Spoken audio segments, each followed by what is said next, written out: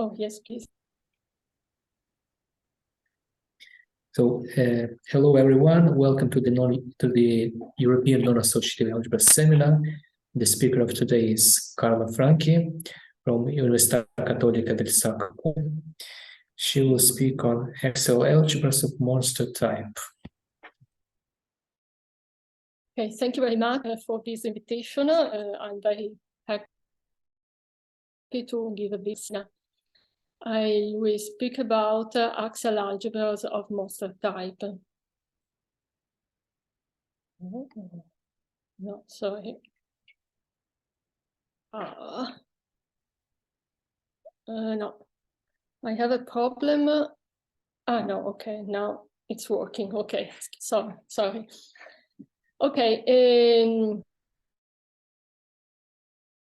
I start with very basic definition. I'm sorry, because probably everyone knows that, but only to three things. So F is a field and A is an F vector space. And an algebra A for us in this talk will be a non-associative algebra. So the vector space A is endowed with a bilinear map star. Usually,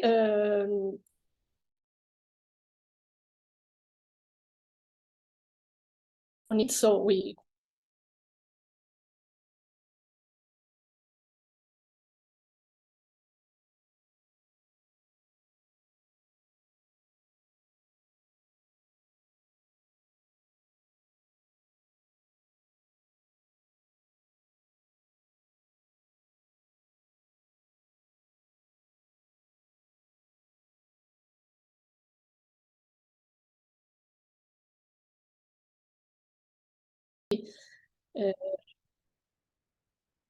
can be named a Frobenius form, and it is a symmetric non-zero bilinear form that associates with the algebra product. That is to say, if we calculate the form K on the pair X and Y times Z, this value is equal to the value of K on the pair XY Z.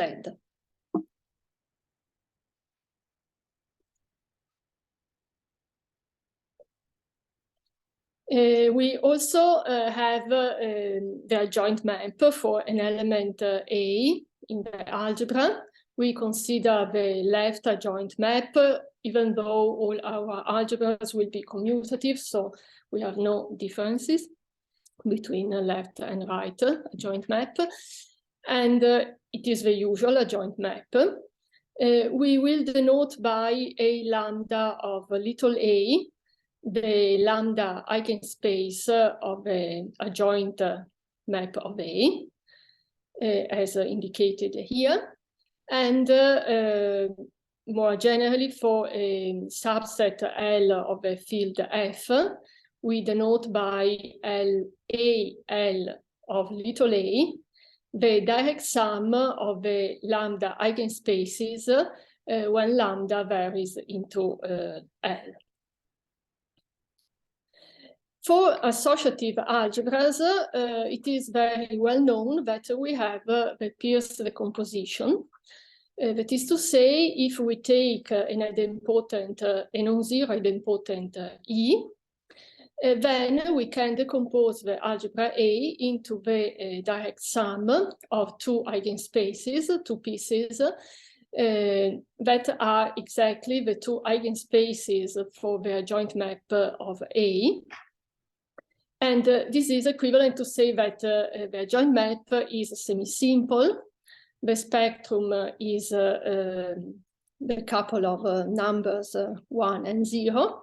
And the two eigenspaces are, the one eigenspace is EA, and the 0 eigenspace is 1 minus EA. And moreover, we have a rule to multiply 1 eigenvectors and 0 eigenvectors. When we multiply 1 eigenvector and 0 eigenvectors, we always get 0. while one eigenvector times another one eigenvector gives a one eigenvector, and the same for the zero eigenvectors. So we can summarize the behavior of the eigenvectors in this table, which can be read as a multiplicative table for eigenvectors or eigenspaces. A similar situation is that of Jordan algebras. Also in a Jordan algebras, if we take an idempotent A, a non-zero idempotent, then we can see that the adjoint map at A is semi-simple. This time the spectrum is given by the set 0, 1, 1/2. And again, the eigenspaces, the three eigenspaces, satisfy a rule for the multiplication of different eigenvectors. So in particular, the 0 eigenspace and the 1 eigenspace are orthogonal subalgebras, while if we multiply two 1/2 eigenvectors, we end up with in the subspace of the sum of a 0 eigenvector and 1 eigenvectors. And if we multiply a 0 or 1 eigenvector times 1/2 eigenvector, we obtain a 1/2 eigenvector. So in this case, the rules that tells us how to multiply the different eigenvectors is represented by this table. We can find a similar decomposition with respect to the joint map of an idempotent also in other algebras. And in particular, this happens in the Griess algebra, the algebra which has the Moster group has automorphism group, and in the Matsuo algebras, which I will talk about later. So we can encode this property in the concept of axial algebra. So now I want to give the definition of what an axial algebra is. So first of all, we start with the concept of fusion law, which is nothing that we give a set, which is the spectrum F, and a symmetric map star from the Cartesian product F times F to the power set of F. And this map is represented usually by a table, and here I take the example we saw before for the Jordan algebras. So this table tells us the image in each box.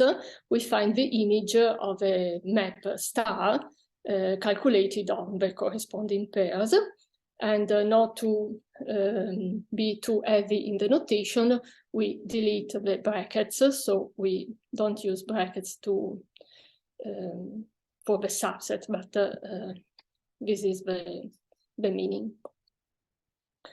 Okay, so once we have a fusion law, we take a commutative algebra A over field F. The spectrum of a fusion law F is assumed to be contained in the field F. And we give a definition of what an F-axis is.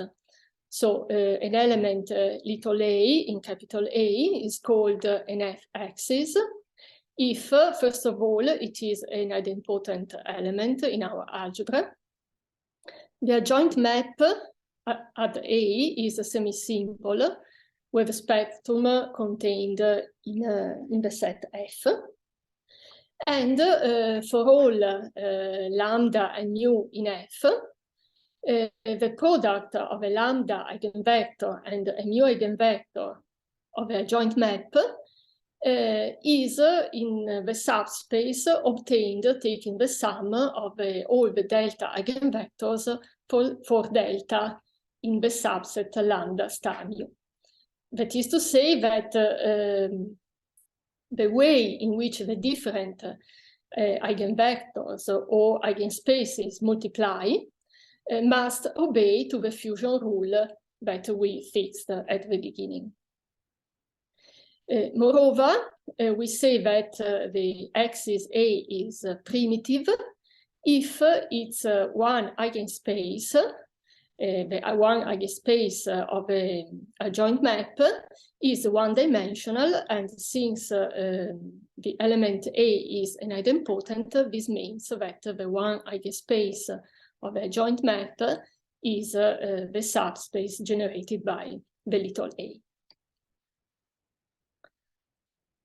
Okay, so now that we have the notion of an f-axis, we can give the definition of an axial algebra.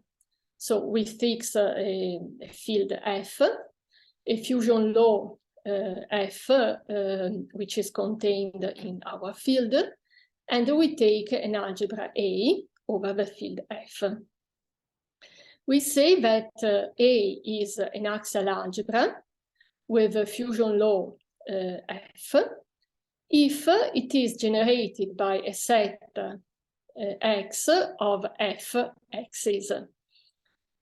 The algebra is called primitive if all the elements of x are primitive idempotents, primitive axes. We can reformulate the Peirce decomposition property of associative algebras and of Jordan algebras by saying that associative algebras with identity that are generated by idempotents are axial algebras. And similarly, for the Jordan algebras, if they are generated by idempotents, they are axial algebras. And moreover, since we know that the Jordan algebra always has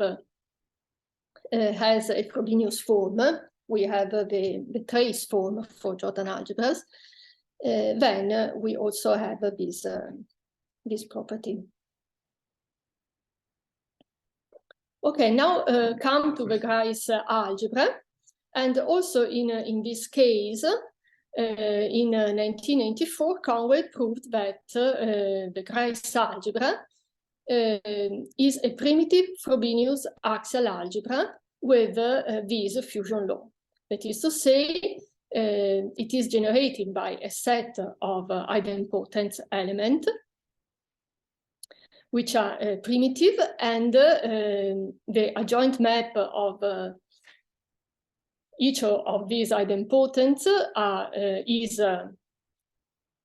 semi-simple, with the spectrum 1, 0, 1/4, 1/32, and the eigenspaces obey to this fusion law.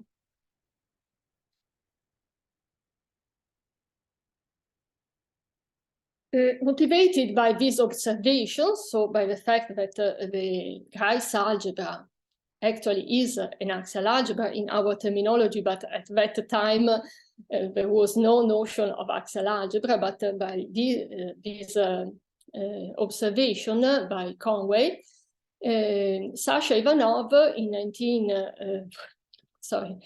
2009 introduced the concept of Majorana algebras.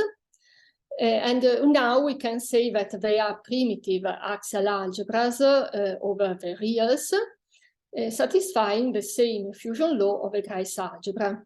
And moreover, they have a positive definite Frobenius form. Later, in 2015, all Rehren and Shpectorov generalized this concept of Majorana algebras to the more general definition of axial algebras that I introduced, and in particular of axial algebras of Jordan type and Mostertype that I'm going to define now. So we have this definition of axial algebra, and we have seen that to speak about an axial algebra, we need to fix a fusion law. So we need to fix a set, a spectrum, and a table, a fusion law that says how to multiply eigenvectors. In particular, we can choose the fusion laws that we already found in the examples. So in the case of Jordan algebras, and in the case of the Griess algebra. So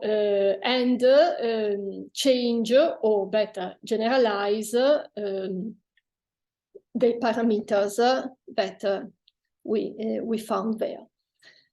So in general, we say that an axial algebra over a field F is of Jordan type alpha if it satisfies this fusion law. So we have that every axis has a spectrum given by three numbers, 1, 0, and alpha, which is another element of a field, and eigenspaces obeys to this multiplication rule, which is exactly the Jordan fusion law, where we replace the 1/2 by alpha. We can add another parameter, beta. So we allow the adjoint operators to have a spectrum containing 4 elements, 1, 0, alpha, and beta. And we say that the algebra A is of Mostertype alpha beta if it satisfies this bigger fusion law, where we have also the eigenspace for the eigenvalues beta. In particular, Majorana algebras are primitive axial algebras of Mostertype with parameters 1/4, 1/32, because we see that this table is the same that we saw some slides above, when we replace 1/4 with alpha and 1/32 with beta. Okay, now here there is a technical observation by Matthias Stout. He is a student of Tom de Metz. And he observed that if the field F of characteristic 2, if the field has characteristic 2, then every axial algebra of Mostertype, and in particular of Jordan type, is associative. So we will assume that the field F has always characteristic different from 2. Or maybe I go back and to this picture. You see that if we consider axial algebras of Mostertype alpha beta, since we don't require that an eigenspace for an eigenspace to be non-zero, we can think of axial algebras of Jordan type as a subclass of axial algebras of Mostertype, because we just can take the beta eigenspace to be 0. Okay, so Jordan type is a particular subcase of Mostertype. Okay, now we come to the concept of a grading of a fusion law. Okay, sorry, let's come back again to the picture, because here it is very easy to see what I want to say. And here with colors also is easy, because we see that here in this picture, the red part is closed. I mean, if we multiply 2 eigenvectors belonging to the red part, we obtain something that lies in the red part. While if we multiply a beta eigenvector times another beta eigenvector, we get something that lies in the 0, 1 alpha part, that is to say in the red part. Okay, so we can see that the multiplication of this table is not completely random, but it has some symmetries. And these symmetries is what is encoded in the concept of Z2 grading. A Z2 grading for the fusion law F is a map G from the set of eigenvalues to the group Z2, such that for each lambda and mu in F, the image of lambda star mu is contained in the product of G lambda times G mu.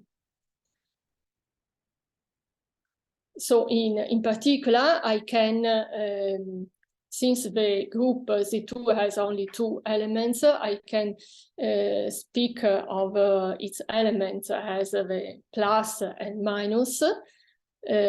So a Z2 grading induces a partition on the set on the spectrum F, the positive part and the negative part, and so we can also decompose the algebra A as the direct sum of the positive part and the direct sum of the negative part. The positive part is nothing else the sum of those eigenspaces relative to positive eigenvalues. And the negative part is the sum of eigenspaces relative to negative eigenvalues. Okay, and the fact that we have this grading tells us that, when we multiply eigenspaces and when we multiply the positive part and the negative part, we get a grading of the algebra in the usual sense of a grading of the algebra. Okay, this fact that we have a Z2 grading is important because produces automorphisms of the algebra.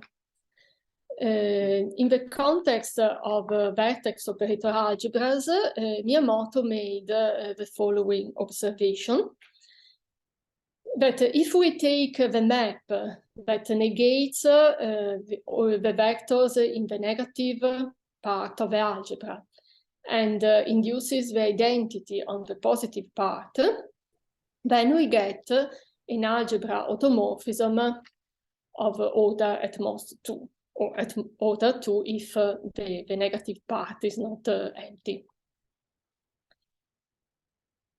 The group generated, and these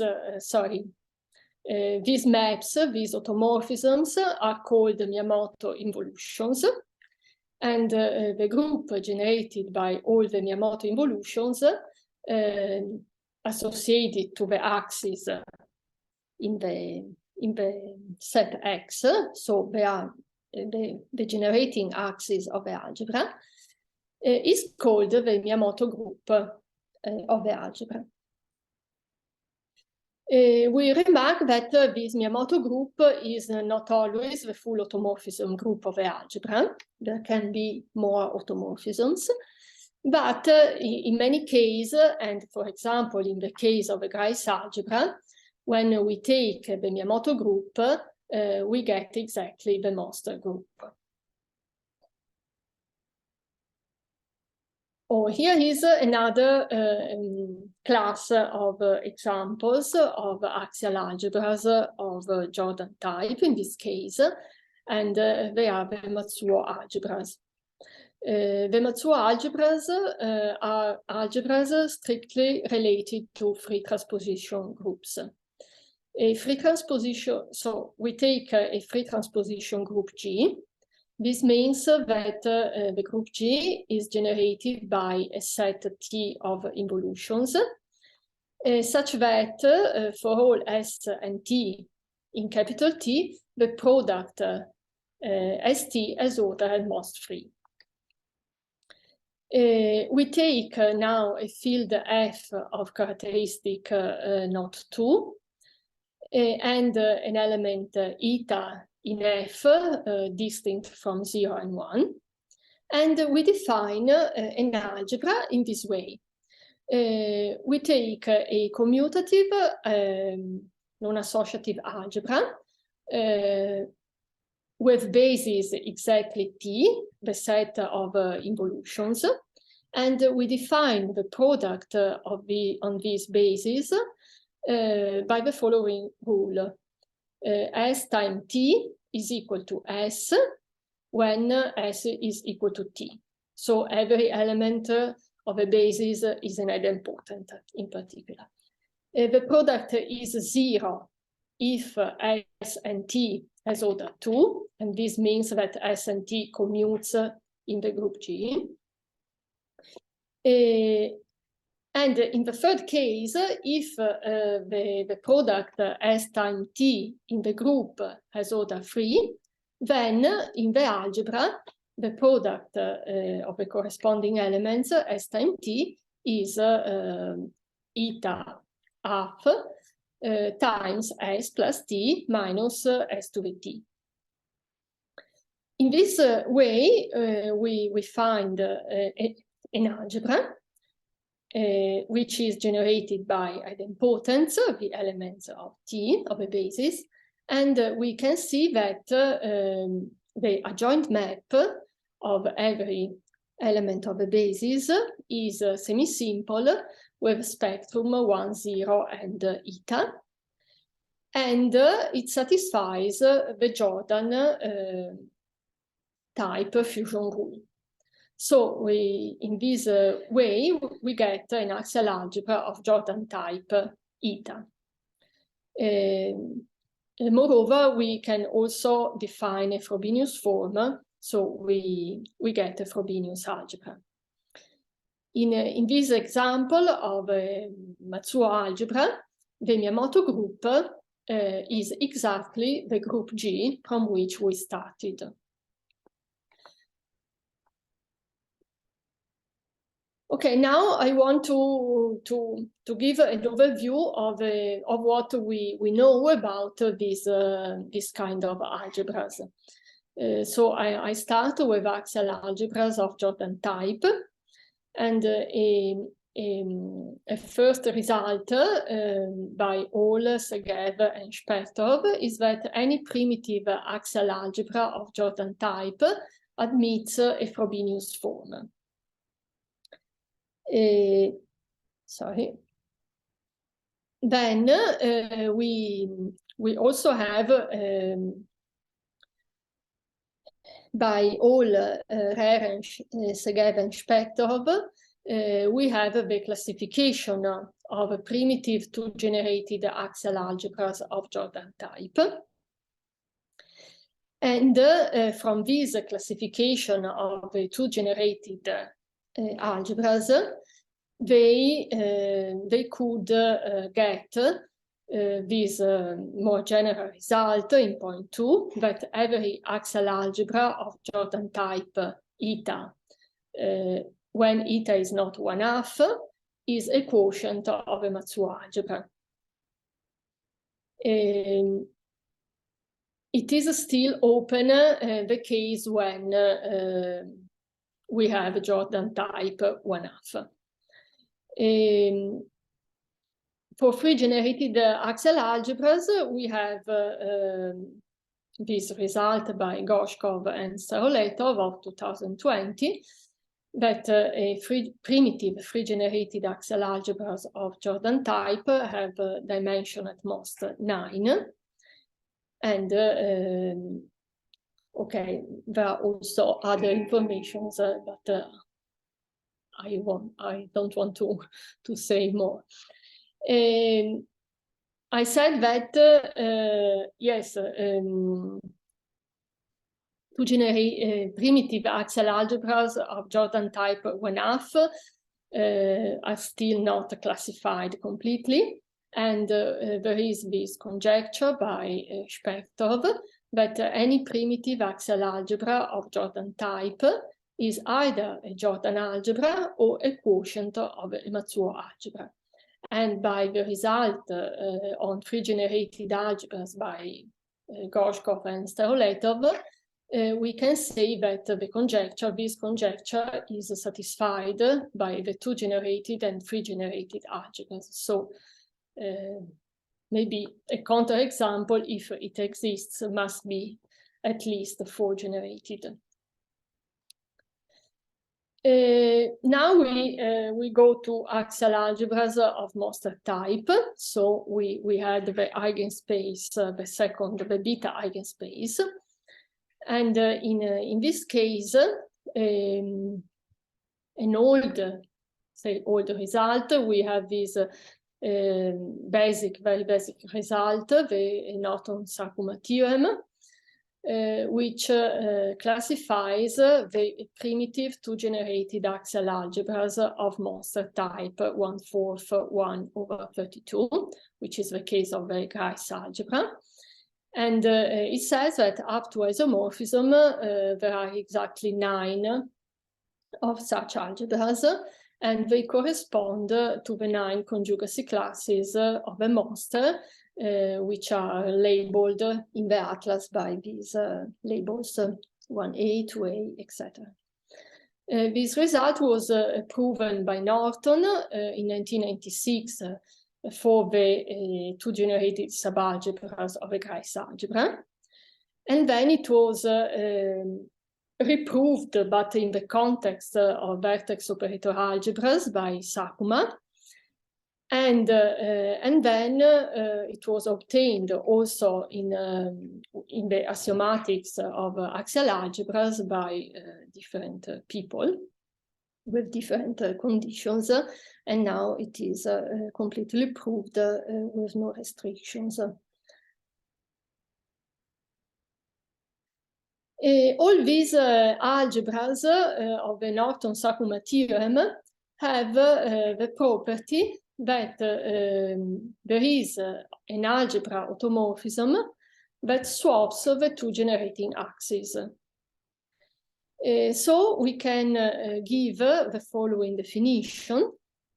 We take a two-generated algebra A, generated by two axes A0 and A1, and if there exists an automorphism of A swapping A0 and A1, we say that A is symmetric.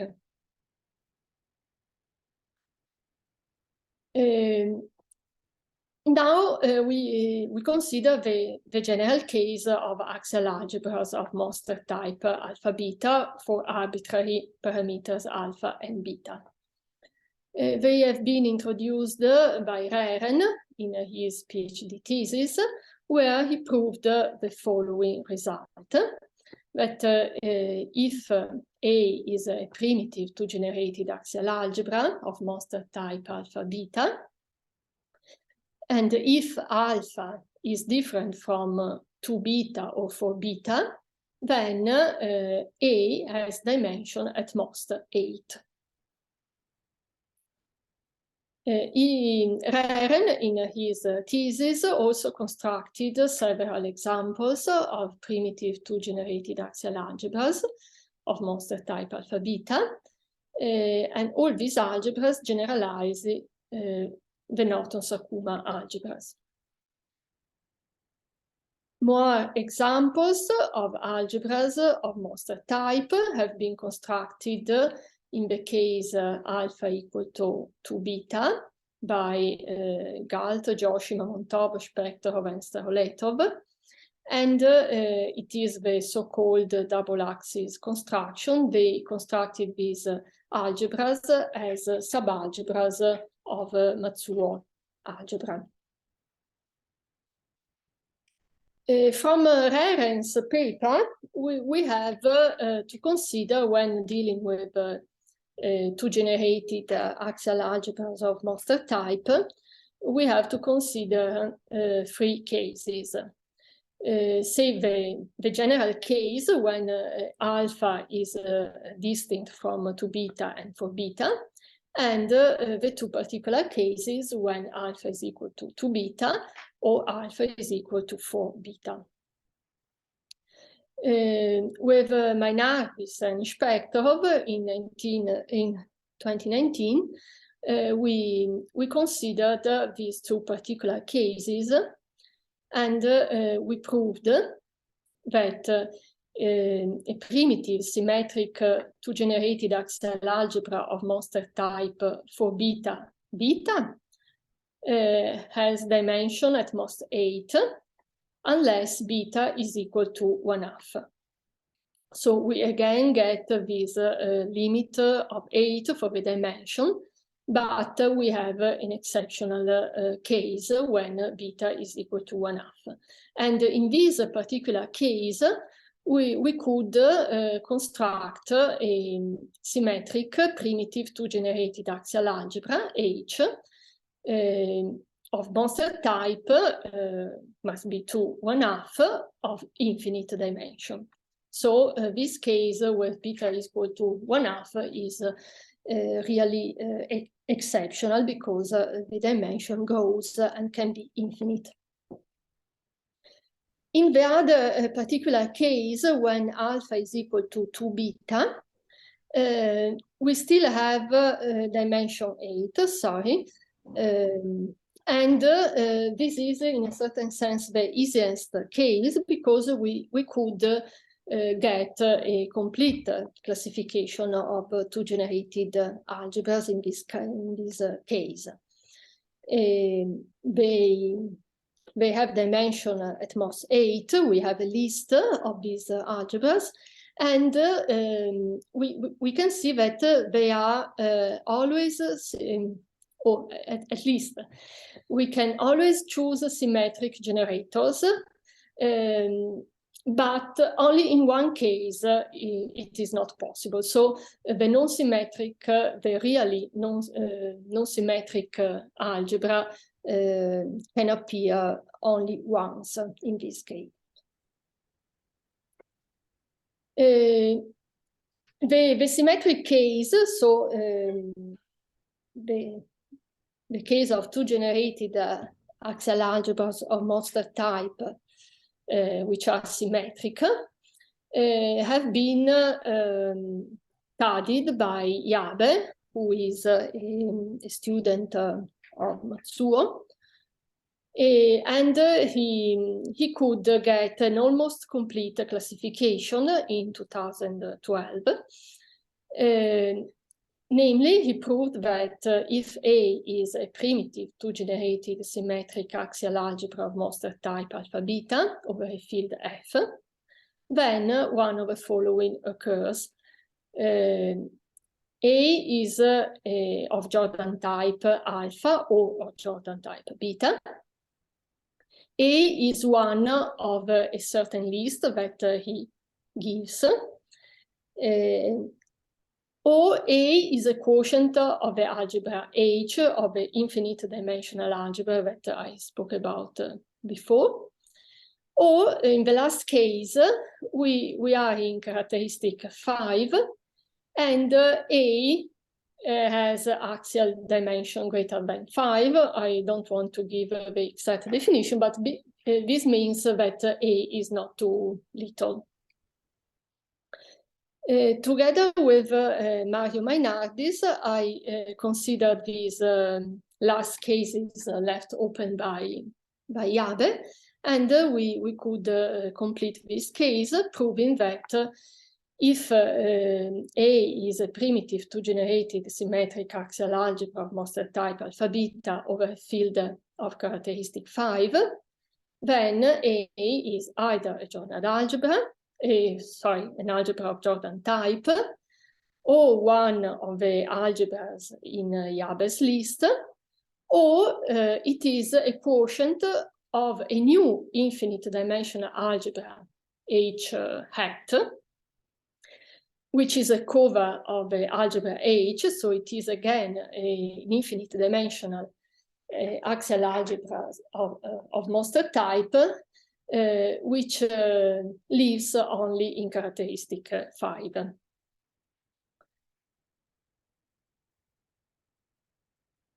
Yes. Okay, I have some minutes to speak about some applications. One application is the application to the Griess algebra. Due to its large dimension, any information about the Griess algebra is difficult to achieve. For example, very little is known on the subalgebras of the Griess algebra. In the case of Majorana algebras, we have a complete classification of the two generated subalgebras. It is the Norton-Sakuma theorem. And so the theory of axial algebras has shown to be a powerful tool to obtain information of the subalgebras corresponding to the subgroups of a monster generated by Fisher involutions. In the case of a monster group, the Miyamoto involutions correspond to involutions of type 2a in the monster, which are the Fisher involutions. So anytime we take a subgroup of a monster which is generated by these Fisher involutions, we can apply the theory of Majorana algebras, and we can realize this group as an automorphism group of an axial algebra of Mostertype, and we can use and play with the axioms of the axial algebras to construct this representation of a group, so to construct a subalgebra of the Griess algebra. And using this approach, various subalgebras of the Griess algebras have been identified, some of them quite small, some other bigger, and yes, we have this information about these subalgebras. More generally, this use of axial algebras is and the interest in axial algebras is motivated by the fact that most of the finite simple groups, including many of the sporadic groups, can be represented as automorphism groups of axial algebras of Mostertype. And it is therefore reasonable to expect that good knowledge of these algebras could lead to a better understanding of the classification of the finite simple groups. And yes, I finish with this observation, and thank you for your attention. Thank you very much. Are there any questions?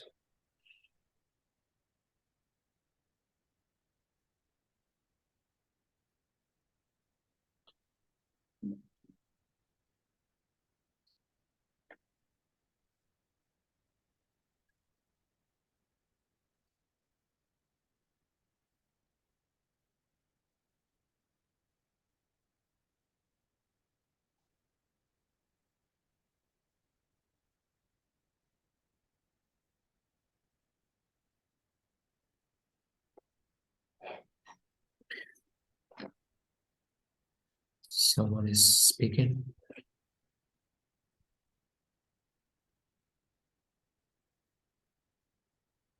Okay, if there are no questions, we thank Carla again for this presentation.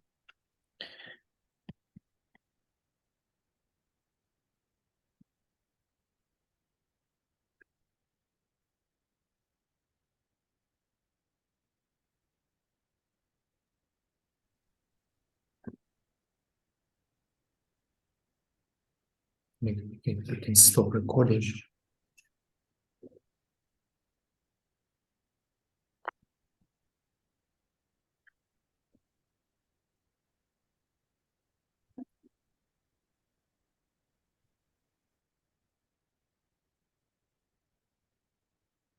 Maybe I can say that next week, Justin McEnroy is speaking in this seminar, and he will probably talk about the algebra H I mentioned. Yes, I mentioned these axial algebras of infinite dimension. So his talk will be a complement of your talk. Yes, you should be. He can just skip some definitions because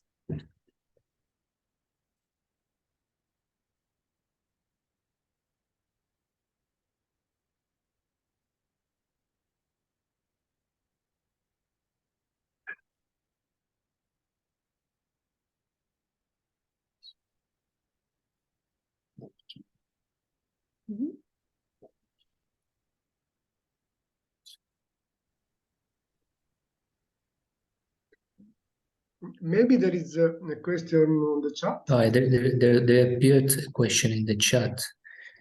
Is there any result about Zimbel algebra? I don't know if there is a relation to Zimbel algebra. Yeah, I have no idea. Yes, if there is a relation.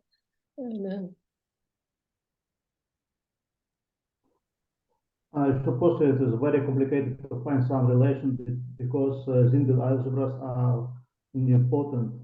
Almost all the Zimbel algebras are important. And here we have the importance. So there, it's difficult to find. Yes. So maybe it's only in some infinite dimensional case.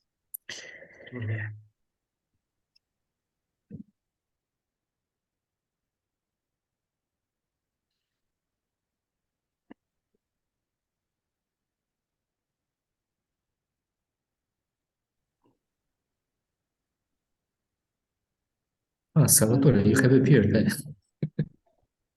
In infinite dimensional case, there is another problem because each idempotent will be served by a Zimbel identity.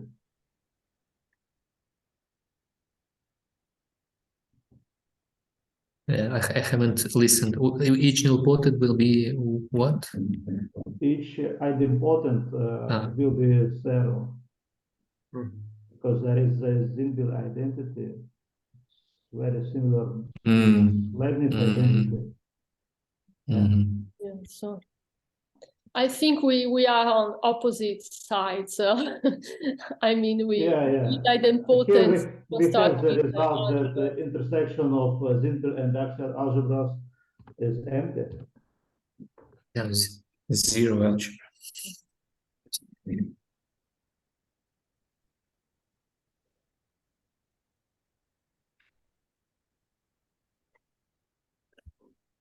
Yeah, but maybe.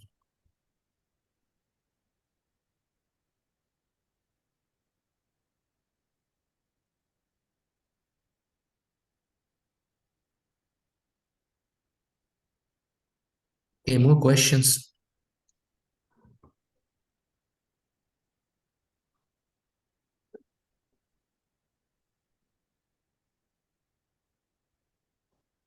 So I think we can stop now.